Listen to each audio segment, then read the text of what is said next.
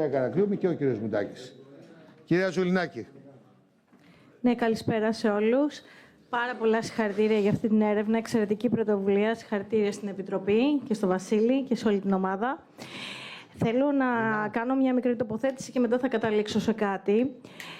Αυτό που είναι πολύ εντυπωσιακό είναι ότι αυτή την διανύουμε μια εποχή που αντιστραφήκαν οι ρόλοι. Όταν ξεκινήσαμε την καριέρα μας πιο πολύ από εδώ μέσα, αυτό που υπήρχε ήταν ότι υπήρχε η εμπιστοσύνη στις εταιρείες. Ήταν οι μεγάλες και σίγουρες εταιρείες που υπήρχε εμπιστοσύνη και δεν υπήρχε εμπιστοσύνη στον ασφαλιστή, γιατί ο ασφαλιστής τότε ήταν απλά ο άνθρωπος που έπαιρνε μια τσάντα και έβγαινε να πουλήσει, δεν ήξερε, δεν είχε γνώσεις και μάλλον ήταν και η δουλειά που δεν είχε τι άλλο να κάνει. Αυτό είχε αντιστραφεί πλήρως τα τελευταία χρόνια και χάρη και στο θεσμικό πλαίσιο και στις επιστοποιήσεις, αλλά και στην απαραίτητη ευθύνη καθήκοντος που έχουμε όλοι εμείς οι ασφαλιστές. Πλέον λοιπόν εμπιστεύονται τους ασφαλιστές και δεν εμπιστεύονται τις εταιρείες. Γιατί βλέπουν ότι και οι εταιρείες είναι απέναντί τους, δίνοντάς τους μονόδρομο. Και επειδή, όπως έδειξε και η έρευνα και όλοι γνωρίζουμε, είμαστε ένας γυρασμένος λαός, όπου αυτή τη στιγμή πιο πολλοί είναι πάνω από 50 χρονών, ακόμα και το επάγγελμά μας είναι γυρασμένο και το κάνουν πιο πολλοί πάνω από 50 χρονών, ο μέσος όρος δείχνουν τα στατιστικά. Οι εταιρείες δεν δίνουν καμία επιλογή στους ανθρώπους που είναι πάνω από 55-60 και από τις αυξήσεις πλέον δεν μπορούν να κρατήσουν τα συμβόλαια. Και αυτό είναι κάτι που θα πρέπει πλέον να είναι μέσα στην ατζέντα, ώστε να τους δημιουργήσουμε και να τους δημιουργήσουμε εναλλακτικές λύσεις, best practice, είτε από το εξωτερικό, ή ακόμα να ανακαλύψουμε και εμείς ιδέες, όπως προγράμματα που να είναι με συγκεκριμένα νοσοκομεία, capitation, ή τέλος πάντων, χωρίς όμως παίρνοντας την εταιρεία και λέγοντας ότι έχω ένα 65χρονο, που έχει και κάποια θεματάκια υγείας, άρα δεν μπορώ να τον κοιτάξω πουθενά, πού θα πάει. Η έρευνα, επειδή είναι στην Αττική, είναι με πολύ καλούς συνθήκες. Αν πήγαινε η επαρχία, νομίζω θα έχει πολλές εκπλήξεις, οπότε είναι μια πρόκληση για το μέλλον. Αν προτείνεις να γίνουμε πελτήριο Ελλάδος.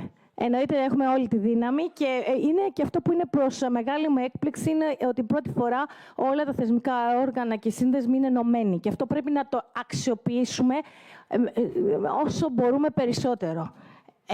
Αυτό λοιπόν που είπαμε για τα καρτέλ, που όλοι μας το ξέρουμε και όλοι χαμογελάμε σχετικά με τα καρτέλ, εάν ρωτήσετε εκπροσώπους των καρτέλ το τι πιστεύουν αυτοί που θα σας πούνε είναι ότι τα ρίχνουν στις χρεώσεις και στην αλόγιστη διάθεση των γιατρών να χρεώνουν πολλά. Άρα μήπως τελικά στο τραπέζι πρέπει πέρα από τα καρτέλ των νοσοκομείων να φέρουμε και συνδέσμους γιατρών, συνδέσμους προμηθευτών ιατρικών υλικών, γιατί κάπου το παιχνίδι χάνεται. Τους λέμε ότι κάνουν υπερχρεώσεις στα ειδικά υλικά και μας λένε όχι, δεν κάνουμε. Αλλά κάποια στιγμή θα πρέπει να πέσουν όλοι στο τραπέζι. Ναι, ευχαριστώ, Πρόεδρε. Θα είμαι πολύ σύντομη να δώσω την μπάλα και στους υπόλοιπους.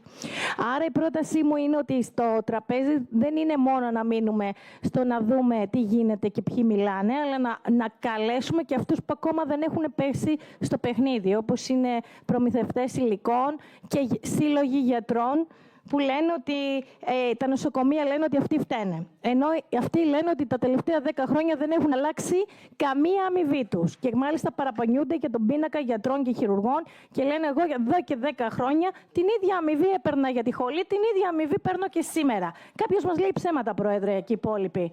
Δεν γίνεται. Κάποιος από όλους αυτή την αλυσίδα λέει ψέματα. Τέλος, λοιπόν, θέλω να σας πω και να καλέσω όλους εμάς ότι αυτό που πρέπει απαραίτητα να περιφρουρήσουμε είναι την εμπιστοσύνη του καταναλωτικού κοινού. Και αυτό θα γίνει με διάλογο, με ενωμένη φωνή, αλλά το κυριότερο με αυτό που κάνατε σήμερα και συγχαρητήρια, με στοιχεία και δεδομένα. Συγχαρητήρια σε όλους. Αυτό να κρατήσετε από μένα. Συνεχίστε, είμαστε όλοι μαζί σας. Θα δώσω το λόγο στον καθηγητή. Μισό λεπτό, κύριε καθηγητά. Εμένα μου άρεσε τη στέλνες κρατήστε. Δεν πρέπει να κλονίσουμε τον πελάτη. Γι' αυτό να προσέχουμε τι λέμε. Πολύ σημαντικό να το καταλάβουμε τι κάνουμε, αλλά δεν το κλονίζουμε γιατί δεν μας συμφέρει να το κλονίσουμε. Κύριε Ακριβόπουλε, κύριε καθηγητά.